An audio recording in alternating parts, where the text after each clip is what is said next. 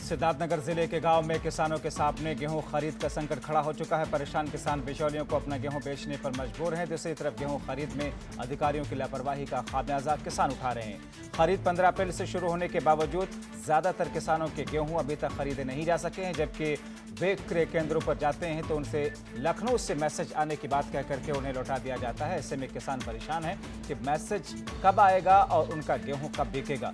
गेहूं खरीद की अंतिम समय सीमा 15 जून है।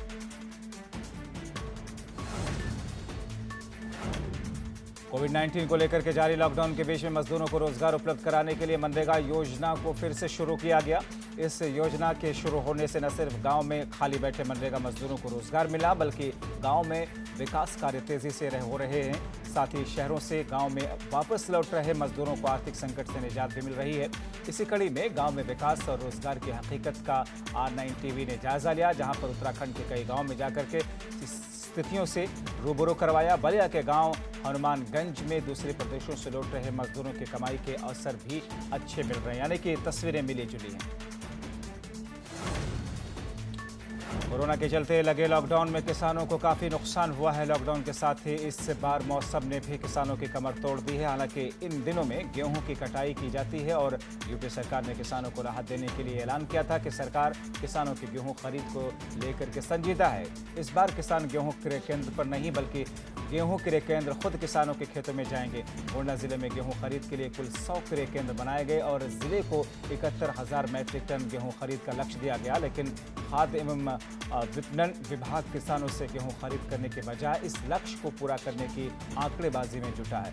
विभाग एक महीने में 2,728 किसानों के गेहूं खरीद करके 21% लक्ष्य हासिल करने का दावा कर रहा है। लेकिन इस खरीद की हकीकत यह है कि जिले के गेहूं क्रय केंद्रों पर बिचौलिए हावी हैं, कर्मचारी कमीशनबाजी में जुटे हैं।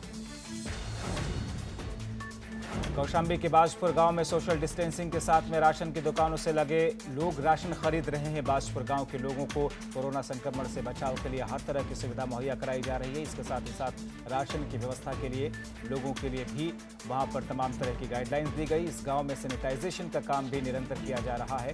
तमाम व्यवस्थाएं बेहतर स्थिति में दिख रही हैं। पंचायत की तरफ से ग्रामीणों को मास्क और सैनिटाइजर भी बांटे जा रहे हैं।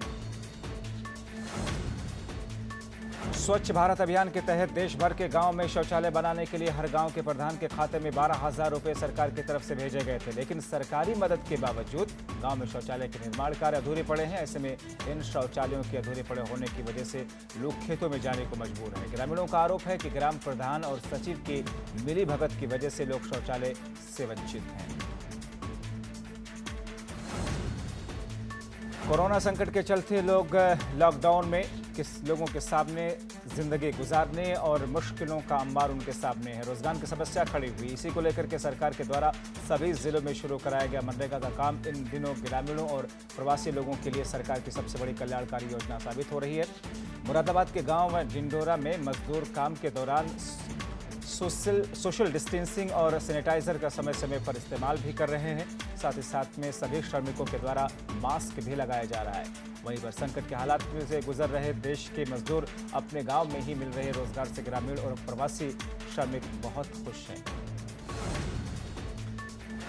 पूरे देश में कोरोना संकट काल के चलते हुए लॉकडाउन में सबसे ज्यादा परेशानी गरीब और मजदूरों के सामने आई है और उसको लेकर के प्रदेश की योगी सरकार ने हर गरीब और मजदूर को रोजगार से लेकर के राशन तक देने की लगातार मुहिम चला रखी है। हर गरीब तक राशन पहुंचाने और मजदूरों को गांव में मनरेगा के माध्यम से रोजगार मिले, ये प्रदेश सरकार की तरफ से न सिर्फ अनाउंसमेंट किया गया बल्कि सरकार की प्राथमिकता रही। इसी कड़ी में यूपी का जिला लखीमपुर खीरी मनरेगा के माध्यम से रोजगार देने के लिए पहले स्थान पर है। लॉकडाउन के 54 दिनों में जनपद के लगभग 70,000 मजदूरों को लाभ देकर के 17 करोड़ का काम कराया गया और इसी के चलते हमारी टीम ने लखीमपुर खीरी में जाकर के जायजा लिया, जहां पर मजदूरों को रोजगार और राशन मिल रहे हैं। लॉकडाउन ने जहां गरीब मजदूरों को दरबदर कर दिया है, वहीं इसका खासा असर हुनरमंद हाथों पर भी पड़ा है। लॉकडाउन के चलते संत कबीरनगर जिले में हजारों की संख्या में बुनकरों की बदहाली भी सामने आई। कुछ स्थिति यहां पर ऐसी है जिसके लिए काफ़ी परेशान है मजदूर और ऐसे बुनकर। यहां जिला बुनकर बाहुल्य क्षेत्र इसको माना जाता है। इस जिले का रिश्ता यूँ तो सूफी संत कबीर से भी है, लेकिन कबीर ने जिस धरती पर प्रेम की झीनी चदरिया बीनी थी, उसी के ताने बाने की धरती पर बुनकर के दम तोड़ रही नजर आ रही है वो स्थिति। रमजान के महीने में भी एक वक्त की रोटी का संकट बुनकरों के सामने है। सूत से कपड़ा बनाने वाले हुनरमंद हाथ लॉकडाउन के चलते बदहाली की कगार पर हैं।